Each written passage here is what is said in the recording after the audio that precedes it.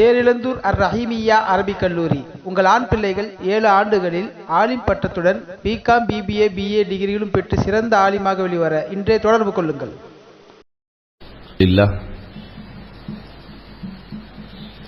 அல்ஹம்துலில்லாஹி ரப்பில் ஆலமீன் வஸ்ஸலாத்து வஸ்ஸலாமு அலா சய்யிதில் முர்சலீன் வ அலா ஆலிஹி வ அஸ்ஹாபிஹி அஜ்மஈன்.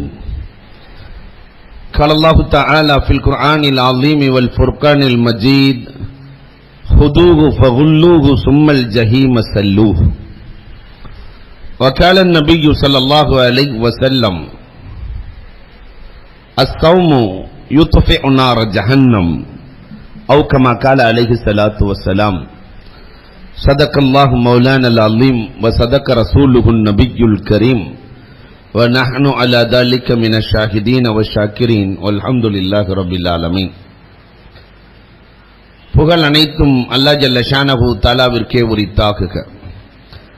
எம்பெருமானார் ஸல்லல்லாஹு அலைஹி வஸல்லம் அவர்களின் மீதும் அவர்களை பின்பற்றிய உத்தம சத்திய சஹாபாக்கள், தாபிஈன்கள், தபஅத் தாபிஈன்கள், சுகதாக்கள், சாலிஹீன்கள், நாதாக்கள், நல்லவர்கள், குறிப்பாக நம் அனைவரின் மீதும் அல்லாஹுவின் சாந்தியும் சமாதானமும் என்றென்றும் நின்று நிலவட்டுமாகுக. அன்புக்கும் இறைநேசத்திற்கு முறைத்தான் அல்லாஹுவின் நல்லடியார்களே, நரகின் ஒரு நாள் நிலை என்றொரு தலைப்பு வழங்கப்பட்டிருக்கிறது.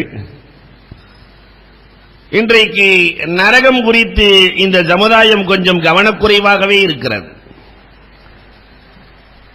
நரகத்தினுடைய அமளி துமளிகளை பற்றி அல்லாஹ் ரப்பல் ஆலமீன் எவ்வளவு வெகுவாக பேசுகிறான். பெருமானார் ஸல்லல்லாஹு அலைஹி வஸல்லம் கண்ணீர் சிந்தி இந்த உம்மத்திற்காக அழுதிருக்கிறார்கள். ஆனாலும் கூட நரகத்தை பற்றிய பொடுபோக்குத்தன்மை இன்னும் இந்த சமுதாயத்தில் இருக்கத்தான் செய்கிறது. ஒருவரிடத்தில் பேசுகிற போது அவர் தெளிவாக சொல்லுகிறார், நான் செஞ்சிருக்கிற பாவத்துக்கு கண்டிப்பா நரகம்தான் என்று சந்தோஷமாக சொல்லிவிட்டு அல்லாஹ் ரப்பல் ஆலமீன் ஒரு உதப்பான், நரகத்தை தாண்டி விழுந்து நான் ஓடி சொர்க்கத்துக்கு போயிடுவேன்னு. அவர் இந்த சொர்க்க நரகத்தை கூட இன்றைக்கு விளையாட்டாக எடுத்துக் கொள்ளுகிறார். இன்னும் சிலர் இந்த நரகத்தையே மறுப்பவர்கள் இருக்கிறார்கள். அது என்ன சிராத்துல் முஸ்தகீம், முடியை விட கூர்மையாக இருக்கும் என்கிறீர்கள். முடியை விட கூர்மையாக இருக்கும், கீழே நரகம் இருக்கும் என்றால் நெருப்பு இருக்கிறதே அது முடியை கரித்து விடாதா? அது எப்படி நிற்க முடியும் என்று இந்த விஞ்ஞான உலகத்திலே யோசிக்கிறார். 40 வாட்ஸ் பல்பு, 50 வாட்ஸ் பல்பு, அவ்வளவு மின்சாரம் வருகிறது. அங்கே இருப்பது ஒரு முடியை போன்று இலைதான் இருக்கிறது. அதுதான் மின்சாரத்தை பாய்ச்சுகிறது இல்லையா? அப்ப அன்புக்குரியவர்களே, அந்த முடியை போன்றிருப்பது எவ்வளவு நெருப்பை கக்கும் என்று பெருமானார் ஸல்லல்லாஹு அலைஹி வஸல்லம் அவர்கள் அழகாக பேசுகிறார்கள். அலியும் கர்ரமல்லாஹு வஜ்ஹஹு அவர்களும் ஃபாத்திமா ரலியல்லாஹு தஆலா அன்ஹா 2 பேர்களும் சேர்ந்து பெருமானாரை சந்திக்க செல்கிறார்கள். பெருமானார் அழுது கொண்டிருக்கிறார்கள், தேம்பி தேம்பி அழுகிறார்கள். என்ன நாயகமே அழுகிறீர்கள் என்று கேட்க பெருமானார் ஸல்லல்லாஹு அலைஹி வஸல்லம் சொன்னார்கள், மிஅராஜிலே நான் பார்த்த நிகழ்வை நினைத்து நான் அழுது கொண்டிருக்கிறேன். என்னுடைய உம்மத்திலே சில பெண்கள் எப்படியெல்லாம் வேதனை செய்யப்பட்டார்கள் என்பதை நினைத்து நான் அழுகிறேன். நாயகமே, அந்த நிலைகள் என்ன? மேராஜ் என்று அந்த ஒரு நாள் பார்த்த நிலையை பெருமானார் ஸல்லல்லாஹு அலைஹி வஸல்லம் அறிவிக்கிறார்கள். இன்றைக்கு இதெல்லாம் நம்முடைய இல்லங்களில் இருக்கிறதா இல்லையா என்பதை யோசிக்க வேண்டும். ஒரு பெண்மணி தன்னுடைய முடியை இழுத்து நெருப்பாலான கம்பியில் கட்டப்பட்டிருக்கிறது. முடியை இழுத்து நெருப்பாலான கம்பியில் கட்டப்பட்டு மூளை வழிந்து கொண்டிருக்கிறது. அவள் அழுகிற அழுகுரலை இந்த பூமியில் உள்ளவர் யார், இந்த பூமியில் உள்ளவர்கள் கேட்டால் வாழ்நாளில் ஒரு நாளும் சிரிக்க மாட்டார்கள். அவளின் நிலையை பார்த்து அவளுடைய குரலை கேட்டால் யாரும் சிரிக்க மாட்டார்கள். எதற்காக இந்த நிலை என்று ஃபாத்திமா ரலியல்லாஹு தஆலா தன்னுடைய அன்பு தகப்பனாரிடத்தில் கேட்கிற போது சொன்னார்கள், ஏன் இந்த தண்டனை என்றால், இந்த பெண்மணி முடியை மறைக்காமலே தன் வாழ்நாளில் கழித்தாள். சடைகளை மறைக்காமல், முடியை மறைக்காமல். பெண்ணுக்கு முடி அவுரத், அது மறைத்தாக வேண்டும். இன்றைக்கு எத்தனை இல்லங்களில் மறைக்கப்படுகிறது? வீட்டுக்குள்ளேயும் முடி அவுரத், வீட்டுக்குள்ளேயும் முடி அவுரத். கேரளாவில் நீங்கள் பார்க்கலாம், அந்த பெண்கள் எப்படி முடியை மறைத்து வைத்திருக்கிறார்கள் இல்லையா? வெறும் கருப்பு கட்டு மட்டும்தான் தெரியும். முடி வெளியிலே மட்டுமல்ல, வீட்டுக்குள்ளேயும் அது அவுரத், அது மறைக்கப்பட வேண்டும். முடியை மறைக்காதவர்களுக்கு நரகத்திலே கொடுக்கப்படுகிற வேதனை கொடுமையான வேதனை. ஆனால் இன்றைக்கு இந்த உம்மத் இதை பற்றி கவலைப்பட்டதே இல்லை, நம்முடைய இல்லங்களில் சொன்னதே இல்லை. புர்காவுக்கு வெளியிலே முடி இருக்கிறது, நிறைய பேர்களை பார்க்க முடிகிறது. அது அவுரத் என்ற அந்த மாலூமாத் அறிவே இல்லாமல் இன்றைக்கு இந்த சமுதாயம் இருக்கிறது. நபிகள் கோமான் ஸல்லல்லாஹு அலைஹி வஸல்லத்தினுடைய வரலாற்றில் ஒரு அழகான செய்தியை பார்க்க முடியும். பெருமானார் ஸல்லல்லாஹு அலைஹி வஸல்லம் இடத்தில் ஜிப்ராயில் அலைஹிஸ்ஸலாம் வந்தார்களாம். நாயகமே, உங்கள் மனைவி ஹதீஜாவுக்கு நான் நேரடியாக சலாம் சொல்ல ஆசைப்படுகிறேன். ஹதீஜாவுக்கு பெருமானார் ஸல்லல்லாஹு அலைஹி வஸல்லம் அல்ஹம்துலில்லாஹ் வாங்கன்னு கூட்டு போயிரல, என் மனைவி ஹதீஜாவிடத்திலே கேட்டு வந்து சொல்கிறேன். நாங்க ஹதீஜா ரலியல்லாஹு இடத்திலே போய் கேட்கிறார்கள், அம்மா ஜிப்ராயில் அலைஹிஸ்ஸலாம் உங்களுக்கு நேரடியாக சலாம் சொல்ல ஆசைப்படுகிறார்கள், அழைத்து வாருங்கள் நாயகமே. ஜிப்ராயில் அலைஹிஸ்ஸலாம் வீட்டுக்கு அழைத்து செல்லப்படுகிறார்கள். ஜிப்ராயில் அலைஹிஸ்ஸலாத்தை பெருமானார் வேண்டுமானால் பார்க்க முடியும், ஹதீஜாவின் கண்களுக்கு அந்த ஆற்றல் இல்லை. பெருமானார் சொல்லுகிறார்கள், ஜிப்ராயில் அலைஹிஸ்ஸலாம் வந்திருக்கிறார்கள். ஜிப்ராயில் அலைஹிஸ்ஸலாம் நேரடியாக சலாம் சொல்லுகிறார்கள். ஹதீஜா ரலியல்லாஹு தஆலா பதில் கொடுத்தார்கள். ஹதீஜா ரலியல்லாஹு நினைச்சாங்க, வந்தது ஜிப்ராயிலான்னு டெஸ்ட் பண்ணுவோம் என்று பெருமானாரை அழைக்கிறார்கள். நாயகமே கொஞ்சம் வாருங்களே. பெருமானார் வருகிறார்கள், சம்மணம் இட்டு அமர்ந்திருக்கிறார்கள். ஹதீஜா ரலியல்லாஹு தஆலா சொன்னார்கள், நாயகமே என் வலது தொடையில், என் வலது காலில் உட்காருங்கள். பெருமானார் ஸல்லல்லாஹு அலைஹி வஸல்லம் ஹதீஜா ரலியல்லாஹுவினுடைய காலின் மீது அமர்கிறார்கள். இப்ப ஜிப்ராயில் அலைஹிஸ்ஸலாம் நம்மை பார்க்கிறார்களான்னு கேட்டாங்க. ஆமா, பார்த்துட்டு தான் இருக்கிறாங்க. கொஞ்சம் எந்திரிங்க நாயகமே, என் இடது காலில் அமருங்கள் நாயகமே. இடது காலில் ஹதீஜா ரலியல்லாஹுவின் காலில் பெருமானார் அமர்கிறார்கள். இப்பொழுது ஜிப்ராயில் பார்க்கிறார்களா? பார்த்துட்டு தான் இருக்கிறாங்க. ஹதீஜா ரலியல்லாஹு தஆலா தன்னுடைய தலைமுடியை மறைத்திருந்த தலைமுடியை ஹதீஜா ரலியல்லாஹு விளக்குகிறார்கள், தலைச்சீலையை விளக்குகிறார்கள். இப்பொழுது ஜிப்ராயில் பார்த்துக் கொண்டிருக்கிறார்களான்னு கேட்டாங்க. பெருமானார் சொன்னார்கள், ஜிப்ராயில் தலைதெறிக்க ஓடிக்கொண்டிருக்கிறார்.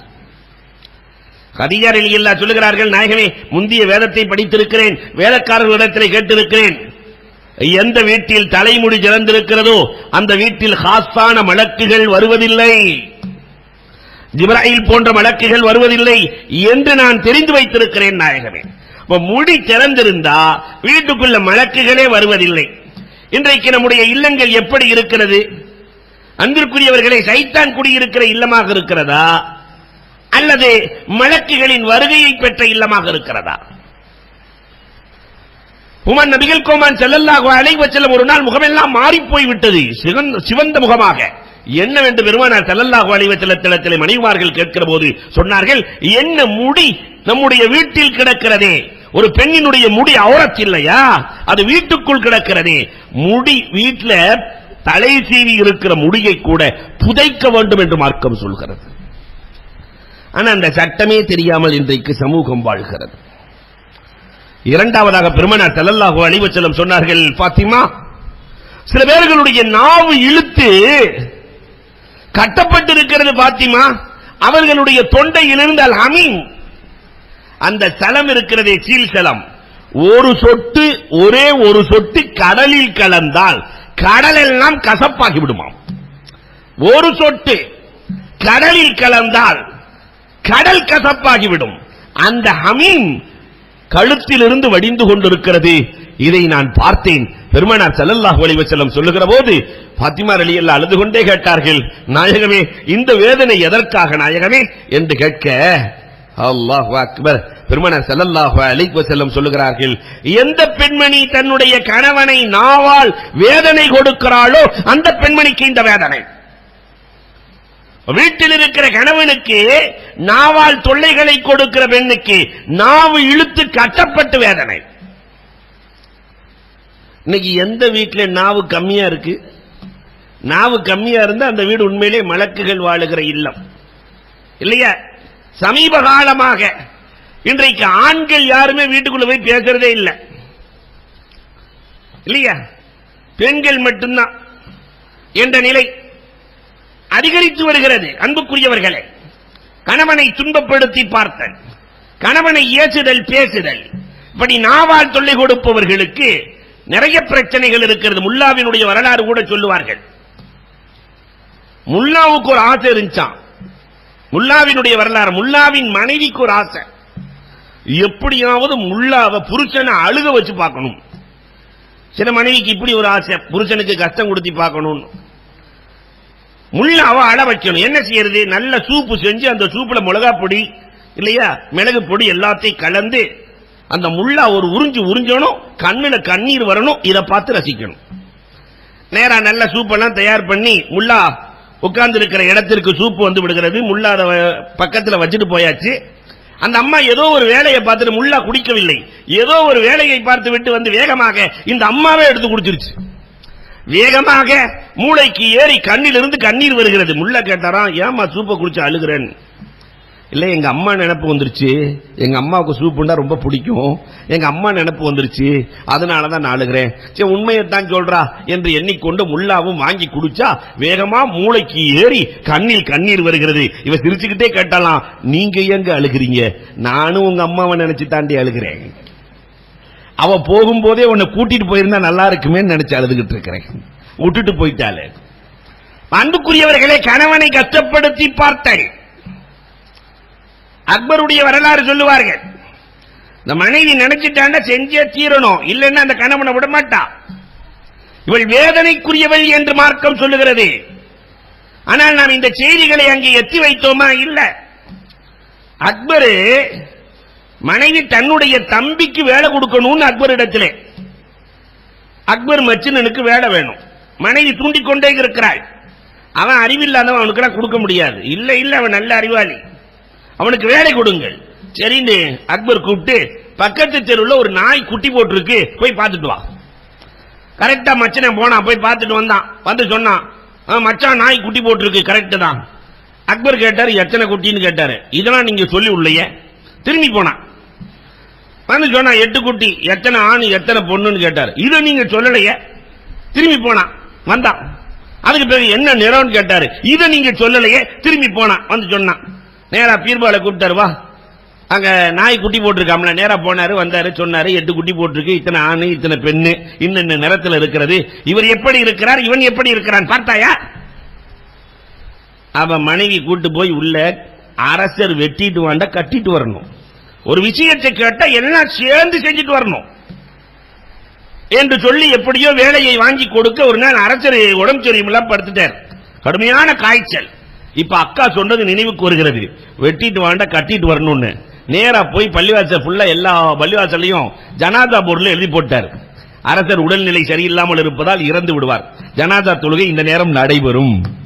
முடிச்சு வெட்டிட்டு வாண்ட கட்டிட்டு வரணும் இல்லையா? அன்புக்குரியவர்களை, இப்படிப்பட்ட ஆட்களுக்கும் வேலை கொடுத்தாக வேண்டும் என்று அந்த பெண்மணி அழைப்பாள், தொல்லை கொடுப்பாள், துன்பம் கொடுப்பாள். இப்படி கணவனை தொல்லை கொடுக்கிற, துன்பப்படுத்துகிற பெண்மணிகள் இருக்கிற இடம் நரகம்.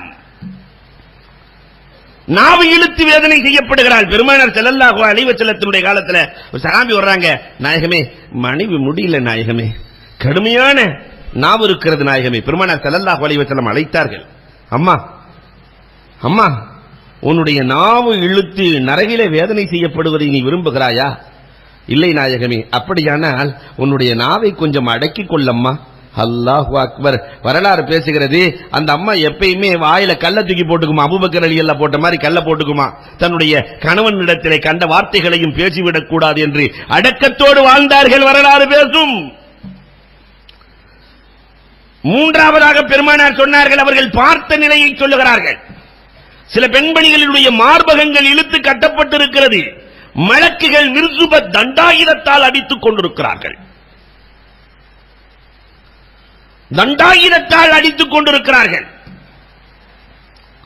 உமர் நபிகள் கோமான் இடத்திலே பாத்திமா ரலியல்லாஹு கேட்கிறாங்க, இந்த தண்டனை எதற்காக? பெருமானார் சொன்னார்கள், சந்தோஷமாக வருகிற கணவனை தன் பக்கம் நெருங்க விடாதவளுக்கு இந்த தண்டனை என்றார்கள். தம்னவான் ஃபிராஷிஹா, கணவனுக்கு சந்தோஷம் கொடுக்காதவள் அவள்.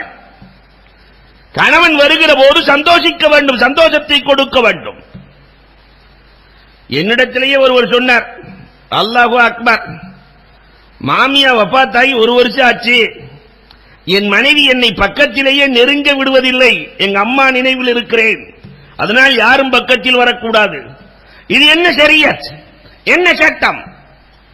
கணவனை சந்தோஷப்படுத்துவதுதான் மனைவியின் வேலை. இப்படி கணவனை வெறுத்தால் இவளுக்கு பேர் நுஷூஸ். குர்ஆனிலே அல்லாஹ் சொல்கிறான் நுஷூஸ், வேதனைக்குரிய குற்றம். உமர் நபிகள் கோமான் ஸல்லல்லாஹு அலைஹி வஸல்லம் 4வதும் சொல்லுகிறார்கள், ஒரு பெண்மணியை நான் நரகிலே பார்த்தேன், அவளுக்கு கீழ்ப்பகுதியிலே நெருப்பு எரிகிறது, அவள் தன்னுடைய உடலை எடுத்து அவளே சாப்பிடுகிறாள், அவள் உறுப்பை எடுத்து அவளே சாப்பிடுகிறாள். பெருமானார் அழுது கொண்டே சொல்ல, பாத்திமா ரலியல்லாஹு கேட்கிறாங்க, ஏன் நாயகமே இந்த நிலை? லா தக்தஸிலு மினல் ஜனபா, குளிப்பு கடமையாகியும் அவள் குளிக்காதவள் என்றார்கள். குளிப்பு கடமையாகியும் குளிக்காதவள். இன்றைக்கு நிறைய பேர்கள் குளிப்பு கடமையாகியும் ஆணும் இருக்கிறான் பெண்ணும் இருக்கிறான், குளிப்பின் கடமை என்னவென்றே தெரியாமல். பெரிய ஆளு குளிப்பின் கடமை எத்தனைன்னு கேட்டோட சட்டுன்னு சொல்லிட்டார் 3ன்னு. ரொம்ப சந்தோஷமாயிருச்சு. பரவாயில்லையே 3ன்னு சொல்லிட்டாரு. என்ன 3ன்னு கேட்ட உடனே, தண்ணி வேணும், வாளி வேணும், டவுல் வேணும்னாரு. நஊது பில்லாஹ். குளிப்பின் கடமைகள் கூட, பரலான குளிப்பின் கடமைகள் கூட தெரியாமல் இன்றைக்கு உம்மத்தில் வாழுகிறார்கள். பெண்மணிகள் இருக்கிறார்களே, அந்த குளிப்பின் கடமையை அறிந்திருக்க வேண்டும். அதை பெற்றோர்கள் தயவு செய்து நம்முடைய பெண் பிள்ளைகளுக்கு சொல்ல வேண்டும். யாரும் சொல்றதில்லை. நரகின் தண்டனைக்குரிய வேதனை. 5வதாக பூமான் நபிகள் கோமான் ஸல்லல்லாஹு அலைஹி வஸல்லம் அவர்கள் அழுது கொண்டே இந்த ஹதீஸை அறிவிக்கிறார்கள். சில பேர்களுடைய கையும் காலும் இழுத்து கட்டப்பட்டு இருக்கிறது, பாம்புகளும் தேள்களும் அவரை தீண்டிக் கொண்டே இருக்கிறது, பாம்புகளும் தேள்களும். அல்லாஹு அக்பர். பெருமானார் சொன்னார்களே, அந்த நரகத்தினுடைய பாம்பினுடைய மூச்சு காற்று, லேசா அது விடுற மூச்சு இந்த உலகத்தின் காற்றிலே கலந்தால் ஒரு ஆள் உயிரோடு இருக்க மாட்டான். காற்றிலே, உலகத்தில் இருக்கிற காற்றிலே கலந்தால் ஒருவன் கூட உயிரோடு இருக்க மாட்டான். அந்த பாம்புகள் தீண்டிக் கொண்டிருக்கிறது. பெருமானார் பார்த்துவிட்டு ஜிப்ராயில் அலைஹிஸ்ஸலாம் இடத்தில் கேட்கிறார்கள், எதற்காக இந்த தண்டனை? சொன்னார்கள் ஜிப்ராயில் அலைஹிஸ்ஸலாம், கணவனின் அனுமதி இல்லாமல் வெளியே சென்ற பெண்கள். நஊது பில்லாஹ். கணவனினுடைய அனுமதி இல்லாமல் வெளியே திரிந்த பெண்கள். ஒரு காலம் இருந்தது, கணவனின் அனுமதி இல்லாமல் கால் கூட வைத்ததில்லை, இல்லையா? இன்றைக்கு அப்படி இல்லை. கணவன் தான் அனுமதி வாங்கிட்டு வெளியே போக வேண்டியிருக்கு. கணவன் தான் அனுமதி. ஒரு பத்திரிகையிலே அழகாக எழுதியிருந்தான், சென்னையில் நடந்ததை எழுதியிருந்தான். ஒரு பெரிய கடை, அந்த கடையில போய் ஒரு வயசான கிழவனார், 75 வயசு கிழவனார் வெளியே உட்கார்ந்து இருக்கிறார். நிறைய ஆம்பளைய பெரிய கடையில வெளியே தான் உட்கார்ந்து இருக்காங்க. உள்ள போன மனைவி 5 மணி நேரம் 6 மணி நேரம் ஆச்சு, காணோம். 75 வயசு கிழவனும் 5 மணி நேரம் 6 மணி நேரம் வெளியே உட்கார்ந்து இருக்கிறார். ஒரு 18 வயசு புள்ள வந்துச்சு, இங்க வாமா அப்படின்னு. என்ன தாத்தா, பக்கத்துல உட்கார் பேசிட்டு இருக்கலாம்னாரு. அந்த பிள்ளைக்கு கடுமையான கோபம் வந்துருச்சு. ஒரு கிழவன் வயசான ஆள் பேசுற பேச்சா? இல்லம்மா, நான் யாராவது பொம்பளைகள்கிட்ட பேசினா அவ கரெக்டா வந்துருவா, என் பொண்டாட்டி வந்துருவா, அதனாலதான் உன்னை கூப்பிட்டேன். அதே மாதிரி பேசும்போது கரெக்டா வந்துட்டா. என்னையா உனக்கு பேச்சு? இந்த சின்ன பிள்ளைகிட்ட என்ன உனக்கு பேச்சு? அன்புக்குரியவர்களே, எல்லோருமே இன்றைக்கு வெளியே செல்லுகிற அவலம். ஆண்களுக்கு ஒரு காலம், பெண்களுக்கு ஆண்கள் துணி எடுத்த காலம்லாம் மாறிடுச்சு. இன்னைக்கு ஆண்களுக்கும் சேர்த்து துணி எடுப்பவர்கள் யாருன்னா பொம்பளைங்க. வெளியே சுற்றி கொண்டிருக்கிற இந்த பெண்கள், பெருமானார் அழுது கொண்டே சொல்லுகிறார்கள், வெளியே திரிகிற பெண்கள் இருக்கிறார்களே, அவர்களுக்கு கொடுக்கப்படுகிற வேதனை கடுமையான. உங்களுக்கு ஒரு வரலாறு தெரியுமா? உம்மு சுலைம் ரலியல்லாஹு தஆலா, கணவனார் அபூ தல்ஹா வெளியூருக்கு செல்லுகிற போது, அம்மா தேவையானது வீட்டில் இருக்கிறது, எங்கும் செல்ல வேண்டாம் என்று சொல்லிவிட்டு புறப்படுகிறார். போன நேரத்தில் உம்மு சுலைம் ரலியல்லாஹுவினுடைய தகப்பனார் மௌத்தாயிட்டாங்க. போன நேரத்தில், வெளியூருக்கு போன நேரத்தில் உம்மு சுலைம் ரலியல்லாஹுடைய தகப்பனார் மௌத். மசாலா கேட்டு அனுப்புறாங்க, என் கணவர் வீட்டை விட்டு வெளியே போக வேண்டாம் என்று சொல்லி இருக்கிறார், ஆனால் என் தகப்பனாரின் மரணம், நான் போகவா வேண்டாமா நாயகனே? கணவனுக்கு கட்டுப்பட்டு நடக்கவா அல்லது என் தகப்பனின் ஜனாதாவுக்கு செல்லவா? பெருமானார் போகாதன்ட்டாங்க. கணவனுக்கு கட்டுப்பட்டு நட, தகப்பன் ஜனாதாவுக்கு போகாத. ஊர்ல இருக்கவங்க எல்லாம் சும்மா இருப்பாங்களா? பாப்பாவுடைய ஜனாதா ஒரே ஊர்ல இருக்கிறம்மா, எப்படியாவது வந்து பாத்துருமா, ஒரு தீதாரு பாத்துருமா. மீண்டும் பெருமானாரிடத்திலே ஆள் அனுப்புகிறார்கள். உம்மு சுலைம் ரலியல்லாஹு தஆலா பெருமானார் தானே சென்றார்கள். தானே சென்று உம்மு சுலைமிடத்திலே சொல்லுகிறார்கள், ஜனாதாவுக்கு வராதே, நான் போகிறேன். சென்றார்கள், குடிக்க வைக்கிறார்கள், அடக்கம் செய்தார்கள், தொலை வைத்தார்கள், எல்லாம் நடந்தது. கபரிலே அடக்கியதற்கு பிறகு பெருமானார் ஸல்லல்லாஹு அலைஹி வஸல்லம் இவர் சொர்க்கவாசினாங்க. இவர் செய்த அமலால் அல்ல, கணவனுக்கு கட்டுப்பட்டு நடந்த இவர் மகளால், கணவனுக்கு கட்டுப்பட்ட மகளால். ஒரு மகள் கணவனுக்கு கட்டுப்பட்டு நடந்தால் பெற்றோர்களுக்கு சொர்க்கம். ஆனால் இன்றைக்கு நம்முடைய நிகழ்வுகள் எப்படி இருக்கிறது? அல்லாஹு அக்பர். ஆறாவதாக பெருமானார் ஸல்லல்லாஹு அலைஹி வஸல்லம் ஒரு பெண்ணை பார்க்கிறார்கள். அந்த பெண்மணி கத்திரியை கொண்டு தன்னுடைய உடலை கத்திரித்துக் கொண்டிருக்கிறார். நெருப்பாலான கத்திரியை கொண்டு தன்னுடைய உடலின் ஒவ்வொரு பாகமாக கத்திரிக்கிறாள். இப்படி ஒரு நிலை பெருமானார் ஸல்லல்லாஹு அலைஹி வஸல்லம் பார்க்கிறாங்க. தான் உடம்பையே தான் கத்திரிச்சுக்கிட்டு இருக்கிறார், தனித்தனியாக துண்டு துண்டாக போடுகிறாள். அதற்கு பிறகு அல்லாஹ் ரப்பல் ஆலமீன் மீண்டும் எழுப்புகிறான், திருப்பி துண்டாக்குகிறாள். இப்படியே வேதனை கொடுக்கப்படுகிறது. பெருமானார் ஸல்லல்லாஹு அலைஹி வஸல்லம் ஜிப்ராயில்கிட்ட கேட்கிறாங்க, என்ன கொடுமையாக இருக்கிறது, எதற்காக இப்படி வேதனை? தன் உறுப்பை தானே வெட்டுகிறாள். இவள் தான் தன் அழகை அந்நியர்களுக்கு காட்டியவள். இறைவன் கொடுத்த அழகு, பெண்ணுக்கு கொடுத்த அழகு கணவனுக்கு காட்டுவதற்கே தவிர அந்நிய ஆடவர்களுக்கு காட்டியவள். இன்னைக்கு ஆடை கலாச்சாரம் எப்படி இருக்கிறது? அன்பிற்குரியவர்களை யோசிக்க வேண்டும். அந்நியர்களை கவருகிற அமைப்பின. இன்னும் தெளிவா சொல்றது, அந்த கணவன் நடந்துக்கிறதுல அந்த பாடாவதி நைட்டி நாள் வச்சிருப்பாங்க வீட்டுல. இந்த பாடாவதி நைட்டியோட தான் கணவன் வெளியே போகும்போதா அந்நிய ஆடவர்கள் பார்க்கிற இடத்துக்கு, கல்யாணத்துக்கா, அதுக்கா, கச்சேரிக்கா, பட்டுச்சேலை, அது இது 4 பேர் பார்க்கணுமா இல்லையா? போய் கடையில ஜவுளி எடுப்பதே தப்பு. அப்படி எடுக்கிற போது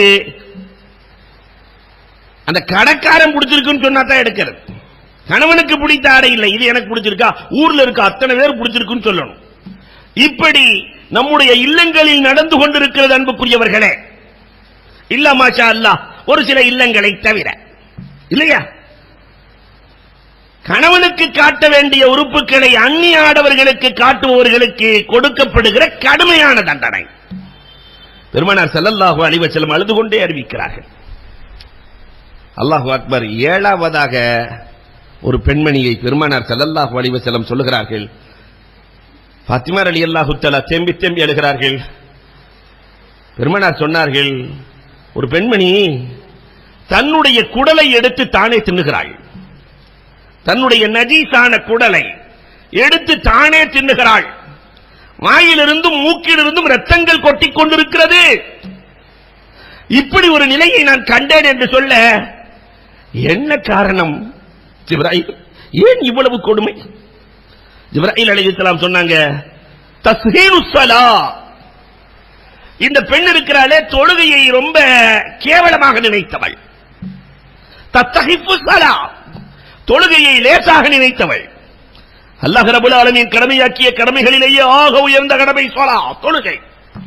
இந்த தொழுகையினுடைய மகத்துவமே இல்லாமல் வாழ்க்கையை கழித்தவள். இன்னைக்கு நம்ம இல்லங்கள்ல 60 வயசு 80 வயசு பேர் தொழுகிறார்கள். 25, 18 காலேஜுக்கு செல்லக்கூடியவர்கள். இந்த பெண்கள் எல்லாம் தொழுகிறார்களா? தொழவில்லை என்று கவலைப்பட்டிருக்கிறோமா? கண்டித்திருக்கிறோமா? வற்புறுத்தி இருக்கிறோமா? இதற்காக வேண்டி அடித்தாலும் தவறில்லை, அடித்திருக்கிறோமா? ஒண்ணுமே செய்யல. இன்றைக்கு இல்லங்களில் தொழுகையே இல்லை, நிறைய வீடுகளில் தொழுகையே இல்லை. இந்த தொழாத பெண்களுக்கு கொடுக்கப்படுகிற வேதனை, தன்னுடைய குடலை எடுத்து தானே சாப்பிட்டுக் கொண்டிருக்கிறாள். அல்லாஹு அக்பர். பெருமானார் ஸல்லல்லாஹு அலைஹி வஸல்லம் எவ்வளவு கடுமையாக தொழுகை குறித்து சொல்லுகிறார்கள். எல்லா பொருட்களின் அழுக்கை நீக்குவதற்கு இறைவன் தனித்தனி பொருட்களை படைத்திருக்கிறார். ஆடையிலே அழுக்கு, அதை நீக்க தனி பொருள் இருக்கிறது, சோப்பு இருக்கிறது. உடம்பின் அழுக்கை நீக்க தனி பொருள் இருக்கிறது இல்லையா? வண்டியின் அழுக்கை நீக்க சர்வீஸ் இருக்கிறது. கண்ணாடியில் அழுக்கப்பட்ட அதுக்குன்னு ஒரு சொல்யூஷன் இருக்கிறது. உள்ளத்தின் அழுக்கை நீக்குவது எது? உள்ளத்தின் பாவத்தை நீக்குவது எது? அஸ்ஸலா தஹுத்துல் ஹதாயா. உள்ளத்தின் பாவங்களை அழிக்கிற ஆற்றலை அல்லாஹ் தொழுகையில் தான் வைத்திருக்கிறார். இந்த தொழுகையை போன்று ஒரு மனிதனை புனிதனாக்குகிற சாதனம் எதுவுமே இல்லை. ஆனால் இந்த உம்மத் தொழுகையின் விஷயத்தில் எவ்வளவு அசட்டை. பெருமானார் ஸல்லல்லாஹு அலைஹி வஸல்லம் அவர்கள் இல்லையா, அதுக்கு இந்த ஆண்களும் இதே நிலைதான் தொழுகையின் விஷயத்தில். ஹசன் பஸ்ரி ரஹ்மத்துல்லாஹி தஆலாவினுடைய காலத்தில் சொன்னாங்களாம். ஹசன் பஸ்ரி ரஹ்மத்துல்லாஹ் தொழுகையின் விஷயமாக ஹசன் பஸ்ரி ரஹ்மத்துல்லாஹ் சொன்னாங்க, 40 நாள் இமாம் ஜமாத்தோடு ஒரு ஆளு தொடர்ந்து தொழுக வந்தா ஒரு எரும மாடு ஃப்ரீயா தர்றேன்ட்டாங்க. 40 நாள் தொடர்ந்து வந்தா எரும மாடு ஃப்ரீ. அல்லாஹு அக்பர். கூட்டம் வந்ததே பார்க்கணும். 5000 பேர் ஜமாத். 40வது நாள் எத்தனை பேர்களுக்கு அந்த எருமை மாடு நான் சொன்னதை போன்று வேண்டும் கேட்க எல்லோருமே அதெல்லாம் வேணாம், நாங்க தொழுகையாளி ஆயிட்டோம், அல்ஹம்துலில்லாஹ் இதே போதும்ட்டாங்க. அதை அப்படியே ஃபாலோ பண்ணி நம்ம இமாம் ஒருத்தர் அடிச்சிருக்காரு. 40 நாள் தொடர்ந்து இமாம் ஜமாத்தோடு யார் தொழுகிறாரோ அவருக்கு எரும மாடு ஃப்ரீன்னு அடிச்சிட்டார். ஒவ்வொரு தொழுகை முடிஞ்ச உடனே நம்மால் அஜர்த்து எரும மாடு 5000 பேர் வந்துட்டாங்க, 10000 பேர் ஆயிடுச்சு, கூட்டம் கூட்டமா வருது. இவ்வளவுக்குலாம் உங்கள்ட்ட காசு இருக்கா, நீங்க வாங்க சம்பளமே இல்லையா, ஒரு மாடு வாங்குறது கூட பத்தாதே, இதெல்லாம் இருக்குதா, அதெல்லாம் எல்லாம் கொடுப்பான், ஒன்றும் பிரச்சனை இல்லை. 5 நாள் முடிஞ்சு, என்ன 35 நாள் தான் இருக்கு அஜரத், 35 நாள் முடிஞ்சு அஜரத், என்ன 5 நாள் தான் இருக்கு, மாடெல்லாம் எங்க இவ்வளவு பேருக்கு வாங்க முடியுமா, ஒரு நாள் தான் இருக்கு. அஜரத்துக்கு ஜன்னி வந்துருச்சு. ஏன்னா 50 பேர் தொழுத உடனே இதைத்தானே கேட்கறான். 50 பேரும் என்ன 5 வக்து தான் இருக்கு அஜரத், எங்க வச்சிருக்கீங்க, எல்லாம் இருக்குது, எல்லாம் இருக்கு. அஜருக்கு பின்னாடி அஜரத் எஸ்கேப். நான் 50 பேருக்கு கொடுக்கணுமே, அவரை காணாம போயிட்டாரு. 4 பேர் கூடி பேசினாங்களா, எங்க போயிருப்பாரு, அஜர் தொழுது இருக்கிறாரு, எங்க போயிருக்க போறாரு, மகரிபுக்குள்ள பக்கத்துல தான் இருப்பாருன்னு ஆளை புடிச்சிட்டாங்க. முடிச்சு கொண்டு வந்து மகரிபையும் தொழுது இஷாவையும் தொழுது முடிச்ச உடனே 40 வக்து முடிஞ்சு, 40 நாள் தொழுக முடிஞ்சு, எங்க எருமாடு. அஜர் சொன்னானா சொர்க்கத்தில் அல்லாஹ் கொடுப்பான், சொர்க்கத்தில் அல்லாஹ் கொடுப்பான், நீ கவலைப்படாத. உடனே அது எல்லாம் சேர்ந்து சொன்னாங்களா, இப்படி நீங்க சொல்லுவீங்கன்னு தெரியும், அதனாலதான் இத்தனை நாள் ஒளிச்சியாமே தொழுதோன்னான, சொல்லுவீங்கன்னு எங்களுக்கு தெரியும். பண்புக்குரியவர்களே, தொழுகையின் விஷயத்தில் அசட்டை அசட்டை அசட்டை, அது குறித்த அக்கறையின்மை சர்வசாதாரணமா. பள்ளிவாசலுக்கு பக்கத்தில் இருக்கிறார், அவர் வீட்டு மாடு பள்ளிவாசலுக்கு வந்துருது, வந்து மேய்ஞ்சிட்டு போயிருது. மோதினார், பிடிச்சி மாட்டை கட்டிட்டாரு, நேரா வந்தாராம். முத்தோலியை பார்த்தாரு, வந்து வாயில்லா ஜீவன் பாவம், அவரை அதை பிடிச்சி கட்டி வச்சிருக்கீங்க, என்னைக்காவது நான் வந்திருக்கேன, அது பாவம் வாயில்லா ஜீவன் தெரியாம வந்துருச்சு, என்னைக்காவது நான் வந்திருக்கேன. இன்றைக்கு நம் சமுதாயத்தினுடைய நிலைப்பாடு இப்படித்தான் இருக்கிறது. தொழுகையின் விஷயத்திலே ரமலான் வந்துவிட்டால் வேடத்தாங்களுக்கு பறவைகள் வருவதை போன்று வந்து விடுகிறோம். ரமலான் முடிஞ்சிருச்சுன்னு சொன்னா சீசன் முடிந்து போனதை போல எல்லோரும் காலியாகி விடுகிறோம். பள்ளிவாசல் நமக்கும் பள்ளிவாசலுக்கும் சம்பந்தம் இல்லாததை போன்று. தஸ்தஹிப்பு ஸலா, தொழுகையை யார் லேசாக கருதுகிறார்களோ அவர்களுக்கு கொடுக்கப்படுகிற தண்டனை. 8வதாக பெருமானார் ஸல்லல்லாஹு அலைஹி வஸல்லம் சொன்னார்கள், நெருப்பாலான தாபூத் பெட்டி இருக்கிறது, அந்த பெட்டிக்குள் ஒரு பெண்மணி படுக்க வைக்கப்பட்டிருக்கிறாள். நெருப்பாலான பெட்டி, அந்த நெருப்பின் ஜுவாலையால் மூளை உருகி பின்துவாரத்தின் வழியாக வருகிறது. இப்படி ஒரு வேதனையை நான் பார்த்தேன். என்ன காரணம் நாயகமே? வாழுகிற காலத்தில் கணவனுக்கு மோசடி செய்து விபச்சாரத்தில் ஈடுபட்டவள் அவள், கணவனுக்கு துரோகம் செய்தவள் விபச்சாரி. பெருமானார் ஸல்லல்லாஹு அலைஹி வஸல்லம் தேம்பி தேம்பி அழுகிறார்கள்.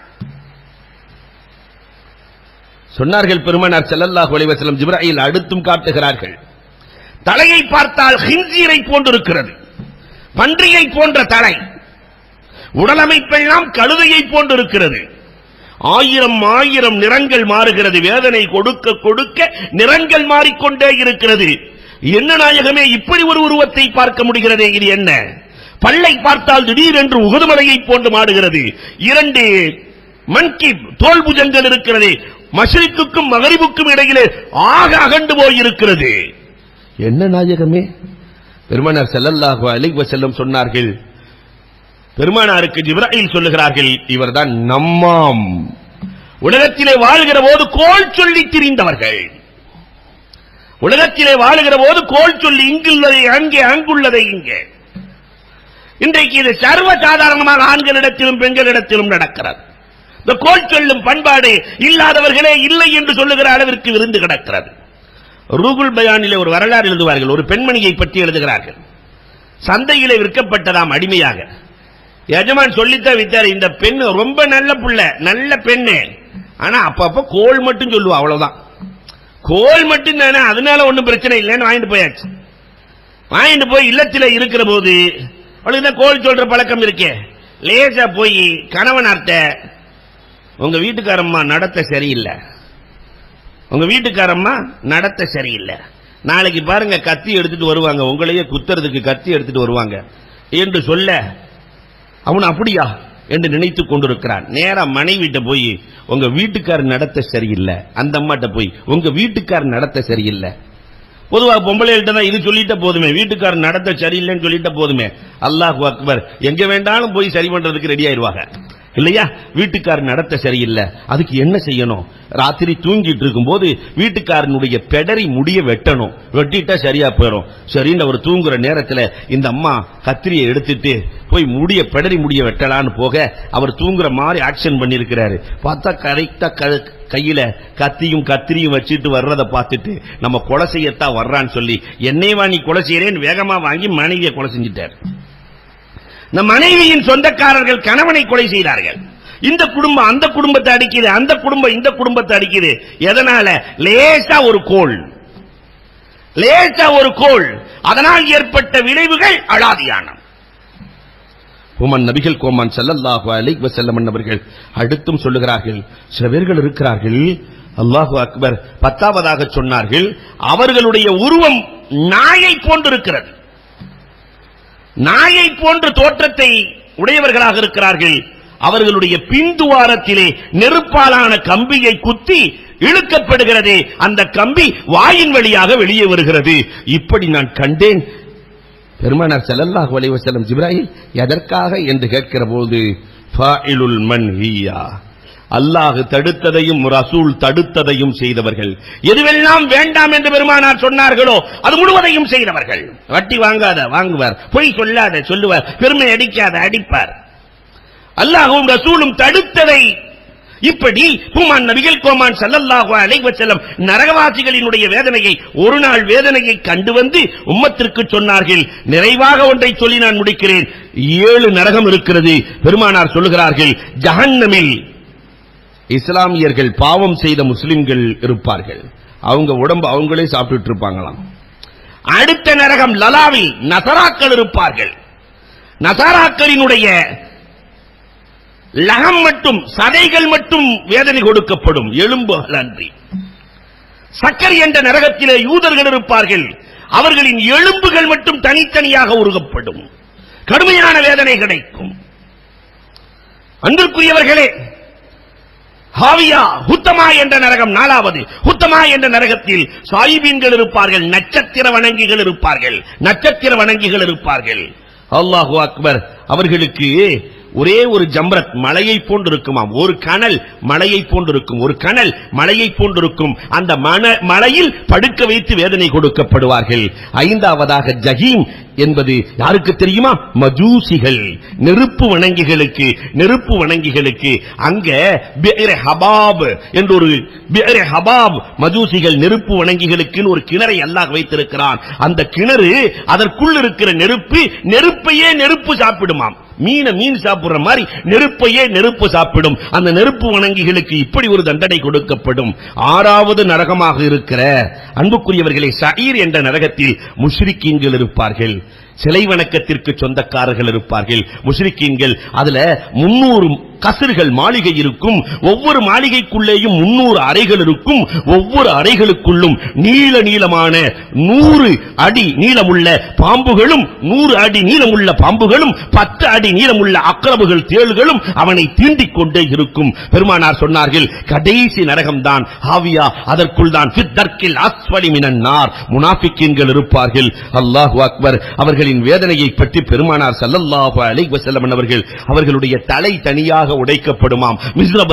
மிஸ்ருபத்தால் மலக்குகள் அடித்துக் கொண்டே இருப்பார்கள். இந்த ஜபானியாக்கள் என்று சொல்லுகிற 19 மலக்குகளும் இந்த முனாஃபிக்கீன்களை தாக்குவார்கள் என்று தானே ஹதீஸ்கள் சொல்லித் தருகிறது. இப்படி நரகத்தின் வேதனை கொடுமையானது. அல்லாஹ் ரப்பல் ஆலமீன் இந்த கடைசி பத்தில நரகத்தில் இருந்து விடுதலையை தேடச் சொல்லுகிறான். நாளையிலிருந்து நரகத்தில் இருந்து விடுதலையை தேடச் சொல்லுகிறான். நம்மை அல்லாஹ் ரப்பல் ஆலமீன் நரகத்தில் இருந்து பாதுகாத்து சொர்க்கத்திற்கு சொந்தமானவர்களாக அல்லாஹ் ஆக்கி அருள்வானாக. வாஹிரு தஅவானா அனில் ஹம்துலில்லாஹி ரப்பில் ஆலமீன்.